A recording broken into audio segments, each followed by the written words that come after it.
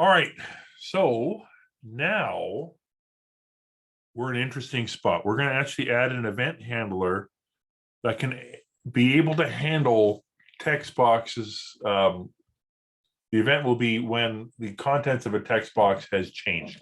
So let me, I think it helps to kind of understand why we're doing this. So I'm going to bring up our incredibly complex application. Here's the monthly investment.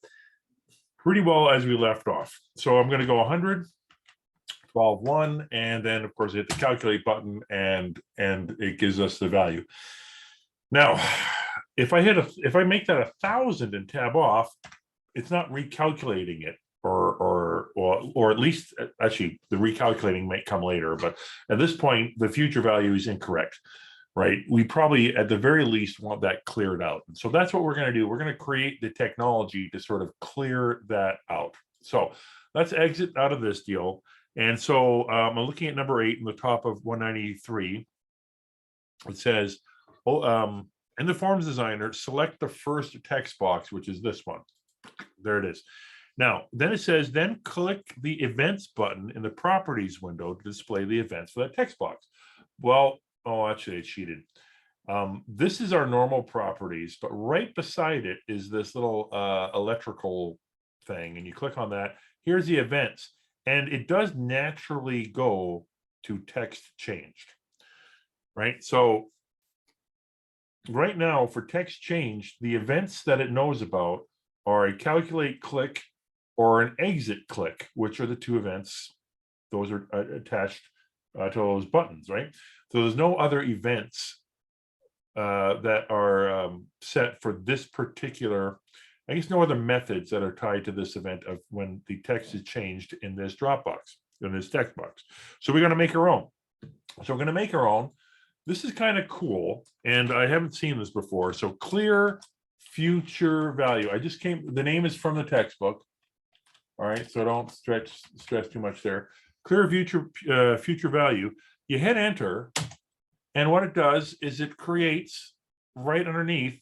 There's our method, right?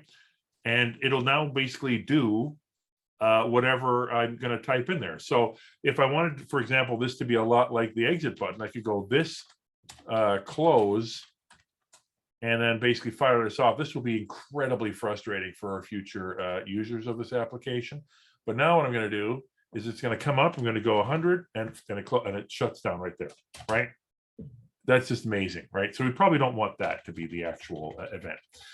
Thankfully, they tell us what they want it to do. They want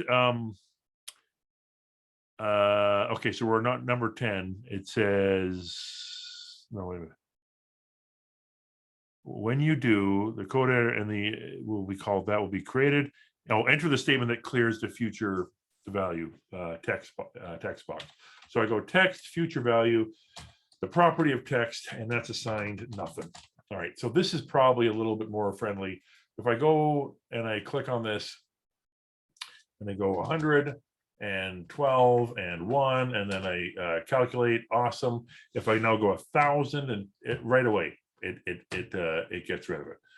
Awesome. Now, if I go down here and make that change, though, it doesn't, right? So what do I want to do? What I want to do now is basically hook the same thing to those boxes as well. Now, I think actually what it wants me to do, though, before I do that, is kind of show you where these things are actually hooked. Is that what you want? I think you do, because I think, so anyway, it says open the design. So number 10 says open the designer. So we're opening the designer, and oh man, I just figured this out too. Open the designer, expand the Windows form generated code. There it is. There's the Windows generated code, right? It was collapsed before, now it's expanded. And now what I'm looking for is the things about the monthly investment text box. So that's not any of these, right? Monthly investment text, there's this guy here, but I think there's monthly investment right there. And on this line, 87, you can see that this was just created for us, right? It basically went ahead and it's going to call the clear future value method when that property gets changed. All right, so that's pretty awesome. So now what I want to do is I'm going to go back to the design and I'm going to hook the same thing into these guys. So I'm going to click on yearly decision. And when I look at the available events, there's now 3, of which one is clear future value. I'm going to click on number of years, drop down, clear future value. All right, so this is pretty cool. So now if I run this thing, and I go 100, 12, and 1, hit enter. I tab off this one. I say, actually, I would like to have 24, and it clears it out right away. So that's pretty cool. I will say that. All right.